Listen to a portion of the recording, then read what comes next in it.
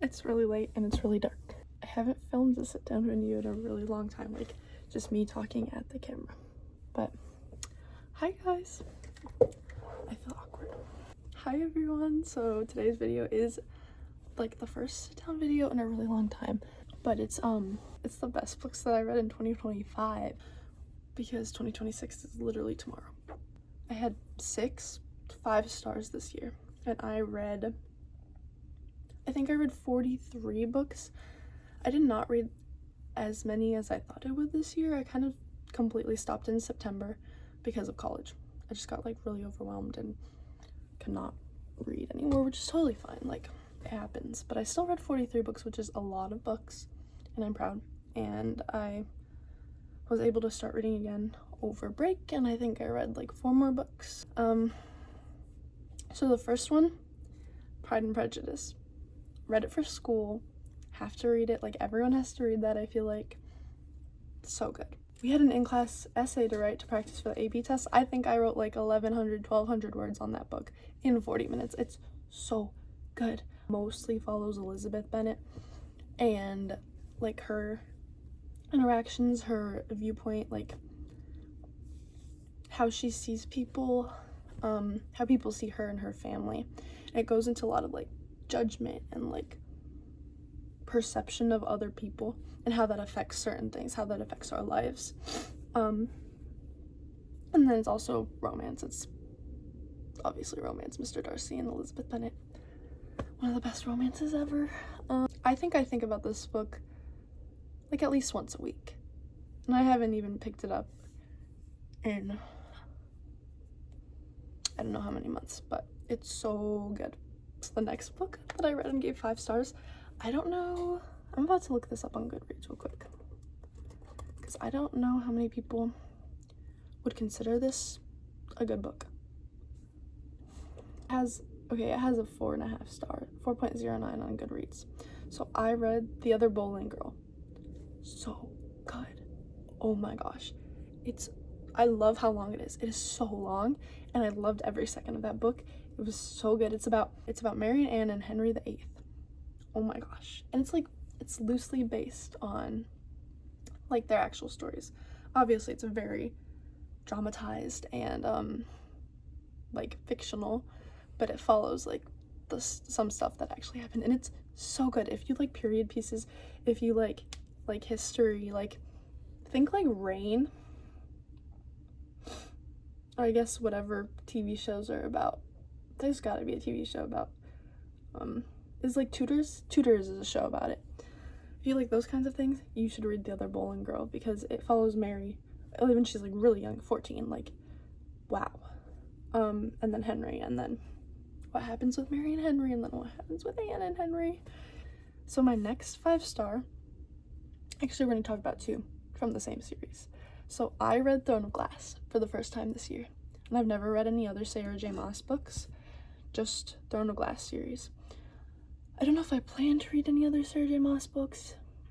I'm pretty content with just reading Throne of Glass, but I really, really love Throne of Glass. I'm currently in the middle of listening to Throne of Glass again because I really like reading a book that I've never read before and then listening to a book that I have read before at the same time, just so like if I'm out and I want something to listen to and it's not like music, I have something to listen to that I don't necessarily really need to pay attention to because I already know what's happening.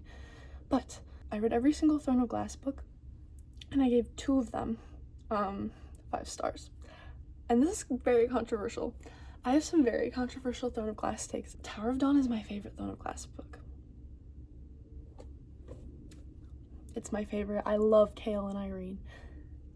I love Cale. I'm such a Cale fan. Like, yes, he had his bad moments. Everyone had their bad moments. But like, my love for Cale never wavered. I love Cale. Throne of Glass follows Cale and Irene, and I can't really... His Nesrin and Sartok as well. I'm also a really big Sartok fan. I'm not as big of a Nesrin fan, but I'm a really big Sartok fan. And it's just my favorite book in the whole series. I really love the Southern Continent. Like, whenever the book talks about it or like is set there, I really, really love the Southern Continent. I love when it's hot. outside in the books. Like, also in the Assassin's Blade, I love the little moments with Irene, or with when Selena went to the Red Desert. Like, those are my favorite moments, and I don't know if it has to do with the weather or like whatever, but also obviously Tower Dawn is my favorite because that was my favorite characters in it, and it's like pretty much just my favorite characters. The first two or three books are good, but the last, after that in the series, the books are just on a completely different level, and they get so much better. And I think if you don't like it in the beginning, like, keep reading, because you will like it. Like, it's so good after that. And I think also, like, I found Selena really hard. I found her really unlikable a lot of the time, but I think, like, you warm up to her, and she's like a good protagonist to have. But yeah, read Throne of Glass. And then the other book that I gave 5 stars, Kingdom of Ash, the last book in the series. Read it, it's like 900 something pages. I read it in 5 days while I was on vacation, and I think it was the best thing I could have brought on vacation. It was so good. I did not want to stop reading it. It was like the perfect little sitting by the pool read, but I think it had like the perfect like culmination of everything. The characters, like, there was death, it was sad, but that needs to happen. I feel like a lot of books, like ends of series, they have a hard time figuring out like a healthy balance of deaths and keeping people alive.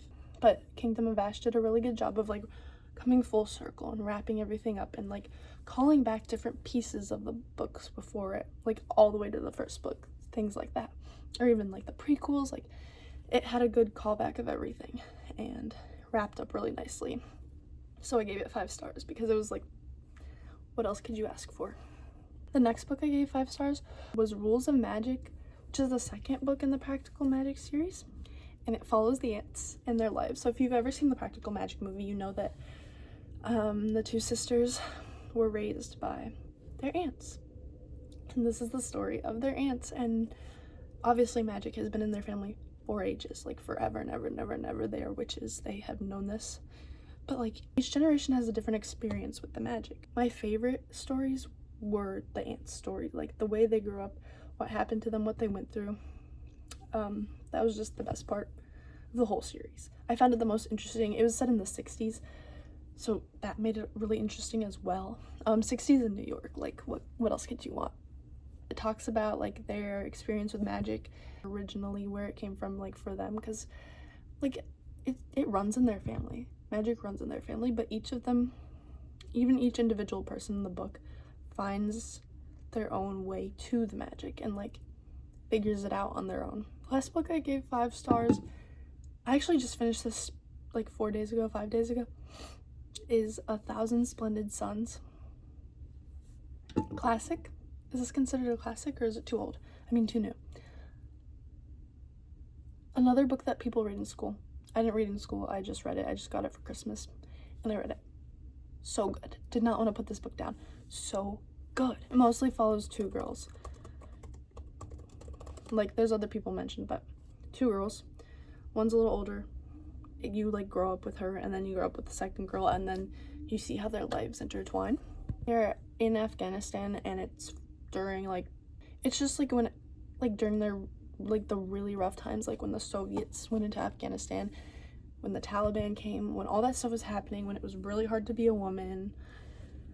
And it still is. It talks about their relationship with their mothers, their relationship with their fathers, their relationship with the world. And it's like, it talks about the struggles of being a woman. It gives a really good perspective and like idea of what it was to be a woman during this time period. So I would recommend 1,000 Splendid Suns. It's really sad as well, like so sad. Just the whole thing keeps getting sadder and sadder and sadder, like nothing. It's so sad, but it's a really good story, and I think you should read it. I hope you enjoyed this video. I really love book videos, and I really hope I read enough to film some more book videos in the new year. But make sure to like, comment, subscribe. I'll see you next week.